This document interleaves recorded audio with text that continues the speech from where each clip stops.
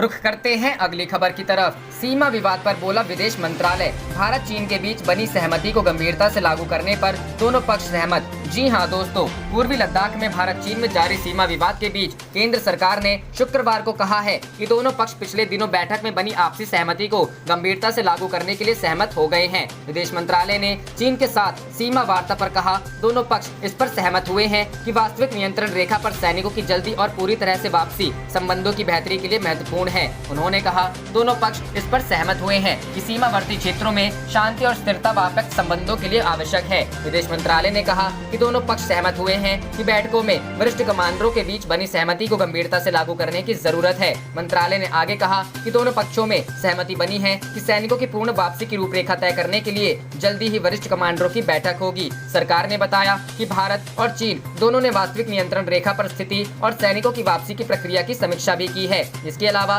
विदेश मंत्रालय ने बताया है कि दोनों देशों के बीच सैन्य और कूटनीतिक स्तर की मौजूदा बातचीत आगे भी जारी रहेगी। पूर्वी लद्दाख में दोनों देशों की सेनाओं के बीच तनाव कम करने के लिए राष्ट्रीय सुरक्षा सलाहकार अजीत डोभाल और चीन के विदेश मंत्री वांग यी के बीच 5 जुलाई को टेलीफोन पर लगभग 2 घंटे तक बात हुई थी। इस वार्ता के बाद दोनों पक्षों ने 6 जुलाई से विवाद वाले स्थानों से अपने अपने सैनिकों को पीछे हटाने की प्रक्रिया शुरू कर दी थी। सीमा पर ईमानदारी बरतेगा चीन। वहीं भारत ने गुरुवार को कहा था कि वास्तविक नियंत्रण रेखा पर शांति एवं स्थिरता कायम रखना चीन के साथ द्विपक्षीय संबंधों का आधार है। भारत उम्मीद करता है कि चीनी पक्ष पूर्वी लद्दाख से अपने सैनिकों को पूरी तरह हटाने में ईमानदारी बरतेगा। विदेश मंत्रालय के प्रवक्ता अनुराग श्रीवास्तव ने एक ऑनलाइन मीडिया ब्रीफिंग में कहा था कि विमर्श एवं समन्वय कार्यतंत्र के ढांचे के तहत भारत और चीन के बीच कूटनीतिक स्तर की एक और दौर की वार्ता जल्द होने की उम्मीद है।